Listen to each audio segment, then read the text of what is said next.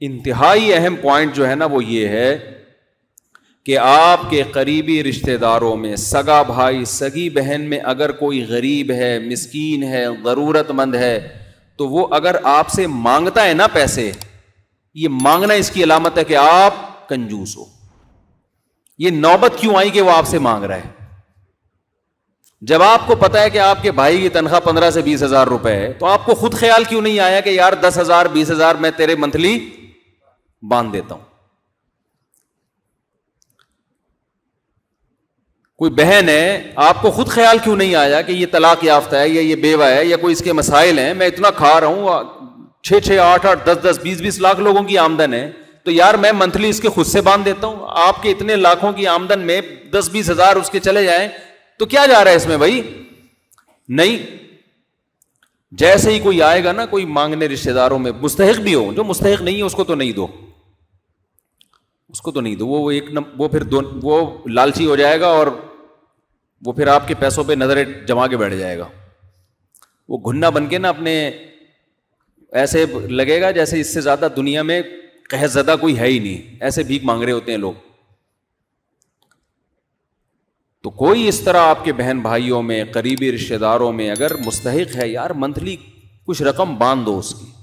بولو بھائی گھر پہ آنے کی ضرورت نہیں، اکاؤنٹ نمبر دے دو، ہر مہینے 1 تاریخ کو جب تک گنجائش ہے پہنچ جائیں گے، جب گنجائش نہیں ہوگی تو نہیں دوں گا، پہلے بتا دو ورنہ خون پی لے گا. ہاں یہ میں تو دونوں طرف کو جانتا ہوں نا. جس دن نہیں دیے پولیس لے کے پہنچ جائے گا، نکال بے، وہ سمجھتا ہے میرا حق ہے. یہ شرعاً تو اس کا حق ہے، لیکن یہ تو اللہ نے بتایا نا، قانوناً تھوڑی ہے. اسی طرح میرے بھائی اس سے بھی پہلے کی چیز جو پہلے بیان کرنی تھی کہ آپ پر جس کے حق ہے نا پہلے سے، وہ بڑھ چڑھ کے پہلے ادا کر دیا کرو.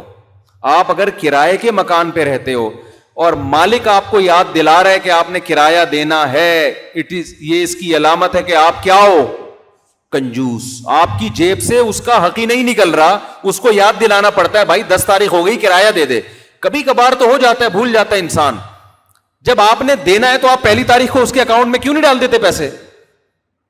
نہیں یار میرا خیال ہے بات سمجھ. وہی ہے نا کہ جتنا روک سکتا ہوں نا کسی کا پیسہ میں روکوں.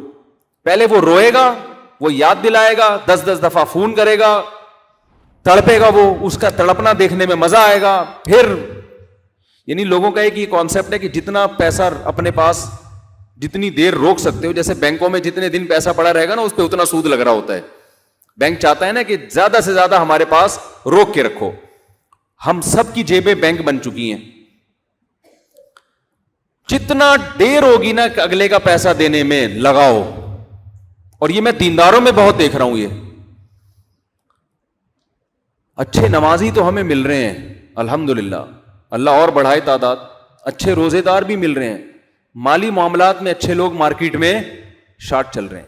کیونکہ انسان کہتے ہیں نماز پڑھنے میں جا کچھ نہیں رہا ہے، حق دینے میں پیسے جا رہے ہیں، تو پیسہ میں دوں کیوں کسی کا؟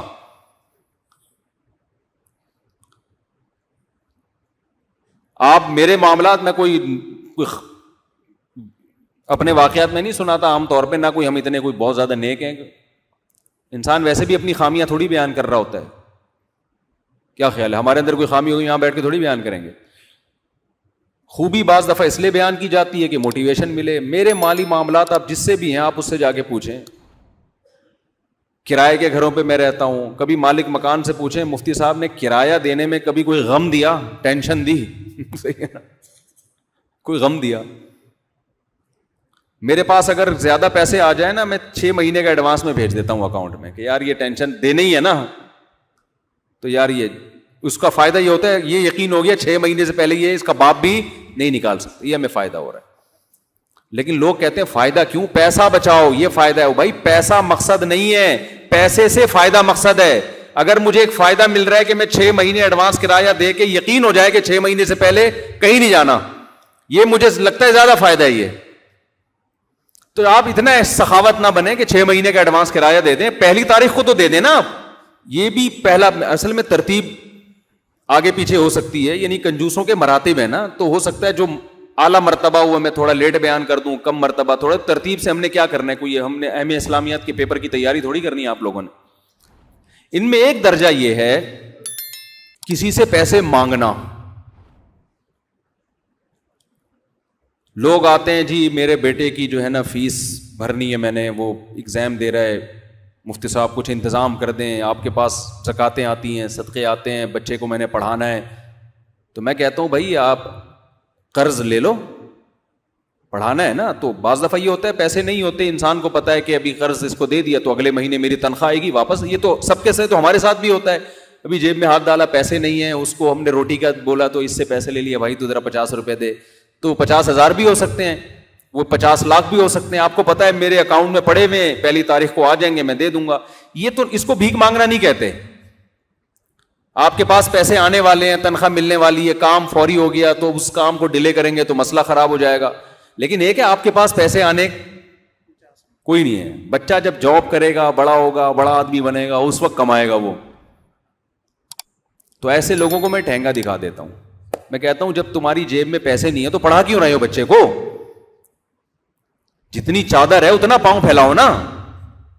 یہ بھی لالچ ہے، کنجوسی ہے. ایسا آدمی خرچ کیا کرے گا جو دوسروں سے مانگ رہا ہے؟ وہ سخی ہو سکتا ہے کیا؟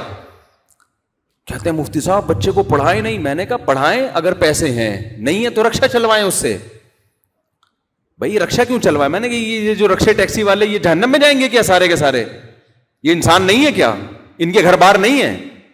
پتہ نہیں کیا سمجھ لیا رکشا ٹیکسی والوں کو. بھائی یہ دنیا مسافر خانہ ہے، مرو گے سالے قبر میں جاؤ گے. سالہ مجھے وہ یاد آ رہا ہے نا، اللہ معاف فرمائے. قبر میں جاؤ گے، کیڑے کھائیں گے. جتنا گنجائش ہے اس حساب سے گزارو زندگی. نہیں ہے تو چھوڑو. مانگنا کیا ہے؟ لوگوں کو کھانے کو روٹی نہیں مل رہی. ابھی سیلاب زدگان کے لیے گئے تھے نا، وہاں روئے لوگ ہمارے، روٹی نہیں ہے. اور اس کو اعلیٰ تعلیم کے لیے کیا چاہیے؟ پیسہ چاہیے، زکوٰۃ کا پیسہ چاہیے. پیسے ہیں تو آپ تو خرچ کرو. پھر تھوڑی ہم کہہ رہے ہیں کہ نہیں، پھر تو نہ خرچ کرنا یہ کنجوسی ہے. نہیں ہے، مانگنے کا نہیں ہے حساب.